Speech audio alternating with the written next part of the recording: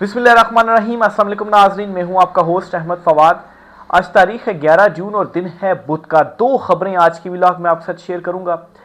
पहली खबर इमरान खान साहब की रिहाई को लेकर है, क्योंकि एक उम्मीद अमेरिका के जरिए बांधी गई थी कि वहां से ट्रंप चूंकि इक़्तिदार में आ गया है और ट्रंप जो है वो जर्नलों को पसंद नहीं करता और वहां से कोई इस तरह के जो अहकामात हैं वो आएंगे और इमरान खान साहब की जो रिहाई है वो होगी।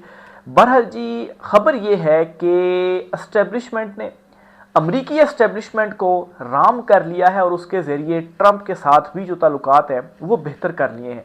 कुछ अहम तरीन तफसीलात, एक्सक्लूसिव तफसीलात आपके साथ में शेयर करूंगा और कुछ फैक्ट्स हैं इस हवाले से, वो मैं आपके सामने रखूंगा। और साथ में आपको ये भी बताऊंगा, क्योंकि आप नाज़रीन के जहनों में फिर ये सवाल होगा कि ट्रंप ने जो वादे किए थे, ओवरसीज़ कम्युनिटी ने उसको सपोर्ट किया था, आर्मी चीफ आसिम मुनीर के अगेंस्ट जो एहतजाज हो रहा है, तो फिर इन सारी चीज़ों का क्या बनेगा। इस पर भी कुछ एक्सक्लूसिव डिटेल्स आपके साथ में शेयर करूंगा कि क्या ट्रंप जो है इस मामले के ऊपर यू टर्न लेगा। और एहतजाज जो हो रहा है, इस एहतजाज पर भी एक खबर है कि जो स्टैब्लिशमेंट है उसे इस एहतजाज से अब कोई मसला नहीं रहा।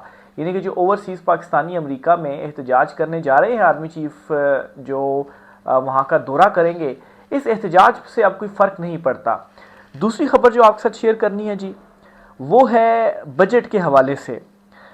बजट में जहाँ पर और बहुत सारी चीज़ें रखी गई हैं, वहाँ पर अपनी शाह खर्चियाँ जो हैं इसके लिए भी कुछ जो है वो बजट रखा गया है। इवन के अवाम के टैक्स के पैसों से शहबाज शरीफ जो है वो अतिया लोगों को देंगे। यानी कि अतियात आप कर रहे हैं, लोगों की हेल्प कर रहे हैं, अतियात सदकात वगैरह, तो वो तो आप अपने जेब से दे दें, वो भी इस बजट में रखा गया और उसके लिए एक जो रकम मुख्तस की गई है, वज़ीर-ए-आज़म हाउस के बागीचे के लिए बड़ी रकम जो है वो मुख्तस की गई है। तो इनकी शाह खर्चियों से रिलेटेड कुछ चीज़ें हैं एक्सक्लूसिवली, चूँकि बजट की बहुत सारी जो डिटेल्स सामने आई हैं वो आप नाज़रीन को पता चल चुकी होंगी, जिस तरह तनख्वाहों में इजाफा, मज़ीद टैक्सेस वगैरह। लेकिन ये चीज़ें हैं, ये उस तरह से हाईलाइट नहीं की गई, वो आपके साथ में शेयर करूँगा। तो पहली खबर जो आपके साथ शेयर करनी है अमेरिका से, जो एक बहुत बड़ी डेवलपमेंट मैं समझता हूँ कि हुई है, और इस डेवलपमेंट के नतीजे में मैं ये तज्जिया कर रहा हूँ जी कि ताल्लुकात जो हैं वो अमरीकी एस्टेब्लिशमेंट से ठीक कर लिए गए हैं और इसके ज़रिए ट्रंप को भी आलमोस्ट राम कर लिया गया है। खबर क्या है? ज़ल्मे खलीलज़ाद हैं जी, ये लास्ट उसमें ट्रंप की उस कैबिनेट का भी हिस्सा थे और इनके हवाले से ये कहा जाता है जी कि ये असल में उधर की एस्टेब्लिशमेंट के ही बंदे हैं, इनके हवाले से ये ख्याल किया जाता है। और ये मुसलसल जब से ट्रंप सदर बने हैं उससे पहले से फ्री इमरान खान की जो ट्वीट्स हैं वो कर रहे हैं। लगातार जो ट्वीट्स हैं जी वो की जा रही हैं फ्री इमरान खान की, ठीक है, इनकी तरफ से, और ये मुतालबा आ रहा है। इन्होंने एक ट्वीट की है, ये ट्वीट पहले मैं आपको पढ़कर सुनाता हूँ और फिर आपको बताता हूँ कि कैसे एकदम से जो पॉलिसी है वो तब्दील हुई है और कैसे फ्री इमरान खान इनकी ट्वीट से गायब हुआ है। और आर्मी चीफ के हवाले से जिस तरह की सख्त लैंग्वेज इनकी जानिब से भी यूज़ की जा रही थी, या मिलिट्री एस्टेब्लिशमेंट के हवाले से, वो लैंग्वेज अचानक से बदल गई है। कैसे बदली है जी? इन्होंने ट्वीट किया है, ये मैं आपके सामने रख भी देता हूँ, उनका ट्वीट का ये स्क्रीनशॉट है, मैं सारी आपके सामने पढ़ता हूँ जी। Pakistan military leader general Asim Munir will visit Washington DC soon. Pakistan military leader, इससे पहले भी आर्मी चीफ साहब के हवाले से ट्वीट्स कर चुके हैं, लेकिन इस तरह का लफ्ज़ इन्होंने यूज़ नहीं किया, मिलिट्री लीडर का लफ्ज़ इन्होंने यूज़ किया। एकदम से जो अग्रेसिव या सख्त लैंग्वेज थी एकदम से वो तब्दील हुई है ज़ल्मे खलीलज़ाद की ट्वीट में। The meeting are likely to focus on terrorism and on peace between India and Pakistan. एक तो ये जी कि वो विजिट कर रहे हैं अमेरिका का, और दूसरा ये जी कि जो फोकस होगा वो दहशतगर्दी होगा और पाकिस्तान और भारत के दरमियान अमन, ये दो चीज़ें फोकस्ड होंगी। इन दोनों चीज़ों पर बात की जाएगी। फ्री इमरान खान की ट्वीट से अचानक से गायब हो गए हैं। He will offer Pakistan help in improving US China's relations as it had done in President जो Nixon's opening to China. He will also want to attract US interest and investment in his country's minerals. If he really wants to make a good impression, he should release Mr. Afridi, जो doctor Afridi हैं, शकील अफरीदी, वो जिनको arrest किया गया था, वो Usama bin Laden की मुखबरी करने का उनके ऊपर मामला चला था उस टाइम, और उन्हें जो है वो फिर कैद सुनाई गई थी कोई 33 साल की ना। तो अमेरिका कह रहा है इनके हवाले से कि इनको रिहा किया जाए या हमारे हवाले आप कर दें, क्योंकि वो तो इनको अच्छा समझ रहे हैं कि मुखबरी हुई है, उसकी बुनियाद पर फिर हमने ऑपरेशन कर दिया, तो ये तो हमारे लिए अच्छा है। ये इस बुनियाद पर who has been in prison for more than a decade because he helped USA find and eliminate Osama bin Laden। अच्छा, दो चीज़ों पर ये कह रहे हैं जी, एक तो जी इन्वेस्टमेंट के हवाले से भी, और दूसरा शकील अफरीदी की रिहाई करने के बाद एक अच्छा जेस्टर देना चाहिए, और मेरे ख्याल से अगर वहाँ से कोई मुतालबा आता है अभी के दौरे के दौरान तो हो सकता है रिहा कर भी दिया जाए। तो अब ये अचानक से इनकी ट्वीट में तब्दीली आना और मशवरे देना कि जो है वो मिनरल्स से रिलेटेड जो है वो इन बिटवीन द लाइंस उससे रिलेटेड कोई जो है वो आप अट्रैक्ट कर सकते हैं। और जाहिर सी बात है, अगर आर्मी चीफ साहब का दौरा है तो वहाँ पर हो सकता है कि ट्रंप के साथ भी शायद कोई एक 1-to-1 कुछ मुलाकात टाइप हो जाए, या हिडन कोई इस तरह की जो मुलाकात है वो हो जाए। बहरहाल जी, इनकी इस ट्वीट की तब्दीली का मतलब क्या है? मतलब यही है कि कोशिशें ये की जा रही थी, इस हवाले से बहुत सारी जो चीज़ें हैं वो बताई जा रही थी, क्योंकि जब से ट्रंप आए हैं उसके बाद से फ्री इमरान खान और ओवरसीज़ पाकिस्तानियों की कंपेन, और फिर जो वादे किए गए, इवन कि ट्रंप ने इमरान खान के नाम का इस तरह से वोट लिया कि उसकी कंपेन में इमरान खान की तस्वीर उठाई जाती रही है, और इमरान खान के नाम का वोट ट्रंप को इस तरह से ओवरसीज़ पाकिस्तानियों ने दिया कि आप इमरान खान की रिहाई के लिए कुछ करेंगे। लेकिन ये ट्वीट ये बता रही है, चूँकि ये एकदम से तब्दील हुए हैं, ये ट्वीट ये बता रही है कि जो कोशिशें की जा रही थी, जो कि लॉबिंग्स वगैरह ज़ाहिर सी बातें की जाती हैं, तो जो ताल्लुकात हैं उनमें कुछ ना कुछ ब्रेक थ्रू हुआ है। इसी वजह से ही ये जो दौरा है ये किया जा रहा है। तो इससे पहले भी तो दौरा हो सकता था। अभी दौरा होना और दौरे होने से पहले ये ट्वीट आना, इस किस्म की लैंग्वेज होना, मिलिट्री लीडर का लफ्ज़ जो है वो इस्तेमाल करने साफ बताता है कि तब्दीली बहुत बड़ी कुछ हुई है। और इस्टेब्लिशमेंट वैसे भी ज़रा साथ ही थी, लेकिन इस्टेब्लिशमेंट को भी राम कर लिया गया, और उनके थ्रू ट्रंप को भी किसी हद तक जो है वो शायद मना लिया गया है। इसकी मज़ीद डिटेल तो जब ये दौरा होगा और फिर जब वापसी होगी तो बहुत सारी चीज़ें उस वक्त भी सामने आएंगी। लेकिन अभी मेरा माइंड तो इसी तरफ ही जा रहा है इस ट्वीट को देखने के बाद। फिर इसके साथ एक ये ट्विटर अकाउंट है जिमी विर्क, इमरानियन, इन्होंने आज आगे लिखा हुआ है जी। इन्होंने एक ट्वीट किया, और ये भी इस हवाले से ज़ल्मे खलीलज़ाद की ट्वीट के ऊपर इन्होंने भी कोई तबसरा सा लिखते हुए कहा है कि ज़ल्मे खलीलज़ाद अमरीकी एस्टेब्लिशमेंट का आदमी है। इसके ट्वीट से अचानक इमरान खान की रिहाई का तस्करा ख़त्म हो गया है और फील्ड मार्शल के लिए नहायत मोदबाना लहजा इख्तियार किया गया है। याद है पहले कुछ और ये शख्स कहता था। फिर वो लिखते हैं, ये ट्वीट अमरीकी एस्टेब्लिशमेंट की बदलती हुई सोच की गमाजी करता है, इसमें इमरान खान नहीं है, ये बात काफ़ी ख़तरनाक है। तो वही जो बात मैं आपसे कर रहा हूँ, वही बात इन्होंने जो तबसरा है उसके अंदर इन्होंने की है कि ये फिर एक ख़तरनाक बात है, क्योंकि एक उम्मीद जो है वो ज़रूर लगाई गई थी। खैर, इमरान खान साहब ने तो नहीं लगाई थी, जो कोशिशें की जा रही थी ओवरसीज़ पाकिस्तानियों की तरफ से, या जो यहाँ पर कारकुनान इमरान खान साहब के चाहने वाले हैं उनकी जानिब से, कि वहाँ से कोई जो सपोर्ट है, एटलीस्ट इस रिजीम को अगर सपोर्ट नहीं मिलती, सरों से हाथ उठ जाता है तो बहुत मुश्किल हो जाएगा मामलात को आगे लेकर चलना।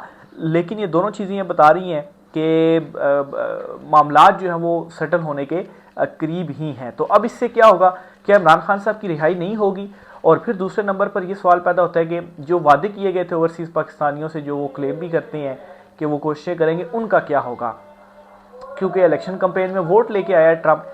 एक बात तो ये है कि ये बात ट्रंप को भी मालूम है कि ये उसकी आखिरी ही टर्म है, और इसके बाद उसको वोट की ज़रूरत ही नहीं पड़नी है। ठीक है, तो वो अगर वो कुछ इस किस्म, एलन मस्क उसका कितना करीबी था, कितना सोशल मीडिया के ऊपर कंपेन और सारा इलेक्शन में उसने ट्रंप को जितवाया, उन दोनों की आपस में लड़ाई हो गई, और वो दोनों जो है वो संगीन किस्म की बातें एक दूसरे के अगेंस्ट कर रहे हैं। तो यहाँ से आप ट्रंप की एक वो भी अंडरस्टैंड करेंगे, वो भी बड़ी जल्दी जो है वो चीज़ों के ऊपर जो यू टर्न है वो लेते हैं। तो ओवरसीज़ पाकिस्तानियों से ज़ाहिर सी बात है, उसने अपने मुल्क के जो मफादात हैं, अगर उनको कुछ इस किस्म की सर्विसेज ऑफ़र की जा रही हों,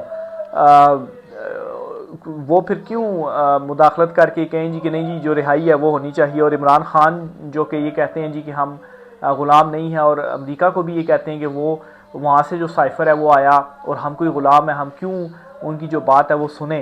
तो जो चौधरी है फिर एब्सोल्युटली नॉट जो इमरान खान साहब ने कहा था। तो ये सारी चीज़ें भी ज़ाहिर सी बात है माइंड में होंगी। और दूसरी तरफ से अगर कुछ इस तरह की चीज़ें ऑफ़र की जा रही हों जो बड़ी अट्रैक्टिव हैं, दोनों तरफ के मामला जो वो सही हो जाएंगे, तो फिर उसमें क्या मज़ाक़ है। तो बहरहाल एक तो ये चीज़ होगी। दूसरा, इमरान खान साहब की रिहाई के हवाले से आपको बताता चलूँ, अभी बजट भी पेश हो गया है। मैं ग्राउंड सिचुएशन की बात कर रहा हूँ। हमेशा ग्राउंड सिचुएशन की ही बात करता हूँ, रियलिटीज़ आपको बताता हूँ। इमरान खान साहब ने जो तहरीक की कॉल दी हुई है, इमरान खान साहब ने कभी भी ट्रंप की तरफ ये इशारतन भी नहीं बात की कि वहाँ से कोई इस किस्म की चीज़ होगी और उसके नतीजे में इमरान खान साहब की रिहाई होगी। इमरान खान साहब ने इवन कि अभी भी इमरान खान साहब से कुछ मुलाकातें हुई, उन्होंने दोबारा से सख्त लैंग्वेज नाम लेकर ट्वीटों में इस्तेमाल करना शुरू की और अभी भी इमरान खान साहब का सारा फोकस किधर है? तहरीक की तरफ है। तो जहाँ पर फोकस करना है, जहाँ पर उम्मीदें बांधनी है, वो ये तहरीक है जो पूरे मुल्क गिर तहरीक चलाई जाएगी, एहतजाजी तहरीक इमरान खान साहब की और दीगर कारकुनों रहनुमाओं की रिहाई के लिए।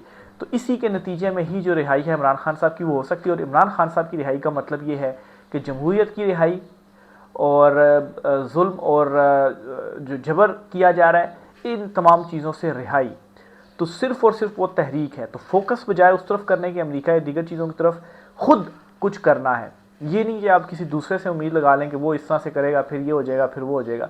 ओवरसीज जो कोशिशें कर रहे हैं वो करते रहें, लेकिन यहाँ पर जो तहरीक है जब तक वो कामयाब नहीं होगी इमरान खान साहब की, तब तक मुझे तो एटलीस्ट चीज़ें अब नज़र नहीं आ रही। और इस पर एक और भी खबर आपको शेयर करता चलूँ कि आज इमरान खान साहब का जो 190 मिलियन पाउंड केस था वो समाअत के लिए मुकर्रर था इस्लामाबाद हाई कोर्ट में। तो हम अक्सर ये सुनते थे जी कि केस समाअत जो है वो मुलतवी होने की रीज़न ये होती थी कि वकील नहीं आया, वो किसी और केस में मसरूफ़ है, समाअत को मुलतवी कर दिया जाए, वो छुट्टी पर है। तो आज ये हुआ कि चूँकि 2 रुकनी बेंच ने सुनना था, तो कायम मकाम चीफ जस्टिस सरफराज डोगर तो मौजूद थे, लेकिन जो दूसरे जज साहब थे वो छुट्टी पर थे। दूसरे जज साहब थे जी मोहम्मद आसिफ साहब, मोहम्मद आसिफ, जस्टिस मोहम्मद आसिफ। अब ये छुट्टी पर है तो 2 रुकनी बेंच ही पूरा नहीं है, तो कैसे इमरान खान साहब और मुशर्रफ साहबा की सजा मौती और ज़मानत का जो केस है वो सुन सकता है। तो इस पर एहतजाज भी किया गया। लीमा खान साहिबा पार्टी रहनुमा भी हाई कोर्ट पहुँची हैं, कोशिश कर रहे हैं कि कायम मकाम चीफ जस्टिस से मुलाकात हो जाए और दोबारा से केस मुकर्रर किया जाए। लेकिन मतलब है कि समाअत होना होती तो आज भी हो सकती थी, या उसको आज के लिए क्यों मुकर्रर किया गया है अगर जज साहब छुट्टी पर थे? क्योंकि आपकी वीकली जो कास्ट लिस्ट होती है वो जुम्मे को जारी हो जाती है। तो जुम्मे को आप देखते हैं कौन सा जज मौजूद है, कौन सा नहीं है, कौन सा छुट्टी पर है, फिर उसके तहत एक शेड्यूल जारी होता है, कास्ट लिस्ट जारी होती है, जिसमें लिखा होता है कि इस अदालत में ये जजेस होंगे और इस अदालत में ये जो केस है वो समाअत के लिए मुकर्रर है। तो जबकि पता है, और छुट्टी पहले से ही होती है, जबकि पता है कि वो छुट्टी पर है, तो फिर केस मुकर्रर करने का क्या मकसद हुआ? या अगर वो छुट्टी पर नहीं थे तो फिर अचानक से आज की छुट्टी जो है वो उन्होंने ले ली। तो अगर आज की छुट्टी उन्होंने ले ली तो फिर केस जो है वो कल समाअत के लिए मुकर्रर जो है वो होना चाहिए। लेकिन एक तरफ ये डेवलपमेंट्स हो रही हैं और दूसरी तरफ इमरान खान साहब का जो केस है, इसमें ज़मानत का मामला है, वो भी मज़ीद लटक गया है। आखिर में जी बजट के हवाले से आपको बताता चलूँ। पहले तो मैं थोड़ा बहुत कंपेयर करता हूँ इमरान खान साहब के टाइम का और अभी का इस पीडीएम, इस मुंतखब हुकूमत का जो दौर है, इनमें क्या डिफरेंस है जी। 2022 और 2025, 2022 तक खान साहब की हुकूमत थी 3 साल, 3.5 साल, और 2025 3 साढ़े 3 साल इनकी हुकूमत रही। जीडीपी ग्रोथ इमरान खान साहब के टाइम पर 6.10 और इनके टाइम पर 2.68, यानी कि 3 गुना नीचे आई है जीडीपी ग्रोथ आपकी। एग्रीकल्चर जो सेक्टर था जी, उसकी जो ग्रोथ थी जी 4.4 थी और अभी 0.5, कहाँ 4.5% और कहाँ सिर्फ 0.5, आधा फीसद। तो ये तो मतलब है कि बहुत ही ज़्यादा नीचे गिरी है। इंडस्ट्रियल ग्रोथ 7.20 थी और अभी 4.77, ये भी तकरीबन आप कह लें 40% नीचे आई जी। Per capita income Imran Khan 2022 में 1798 और अभी 1824, यानी कि उस वक्त पेट्रोल 150 रुपये का था और आपकी जो इनकम थी पर पर्सन की वो 1800 रुपये थी तकरीबन, और अब जो है वो 250 का पेट्रोल है और इनकम कितनी है 1824। तो ऑलमोस्ट सेम ही आप लिखें, हालांकि ये बढ़नी चाहिए थी और इसको 2500 के करीब होना चाहिए था, मिनिमम की ये बात कर रहा हूँ। फिर इसी तरह से जी इन्वेस्टमेंट जो है आपकी 15.1 इमरान खान साहब का टाइम, और अभी जो फिगर है वो 13.8 है जी। फिर सेविंग्स का बताया गया जी। तो बहरहाल जो ऊपर जो तीन फिगर्स बताई हैं, GDP growth, agriculture sector, industrial growth, service sector और पर कैपिटा इनकम, ये इंपॉर्टेंट है और ये आप देख लें कि कितना ज़्यादा डेफिसिट जो है वो आया है। आखिर में आपको बताता चलूँ जी कि इस हुकूमत की शाखर्चियाँ थोड़ी, बजट में वज़ीर-ए-आज़म हाउस में गाड़ियों के लिए 9 करोड़, बागीचे के लिए 4 करोड़ और सिर्फ वज़ीर-ए-आज़म के अतिया देने के लिए भी 22 करोड़ रुपए रखा गया है। 9 करोड़ पे गाड़ियों के लिए रखा गया है, 4 करोड़ पे वज़ीर-ए-आज़म हाउस के बागीचे के लिए रखा गया, 4 करोड़ रुपया। और जो आप अतियात देते हैं उसके लिए 22 करोड़ रख दिया गया, यानी कि वज़ीर-ए-आज़म ने अगर कोई अतिया भी देना है तो वो भी आवाम का जो टैक्स का पैसा है उस पैसों से वो देंगे, अपने पास से कुछ नहीं देंगे। अपने पास से दे दें, अतियात का मतलब तो यही होता है, लेकिन वो भी आवाम के टैक्स से पैसे से जाएगा। राय का इज़हार कीजिएगा। आज की व्लॉग से इतना ही, इजाज़त दीजिए। अल्लाह हाफ़िज़।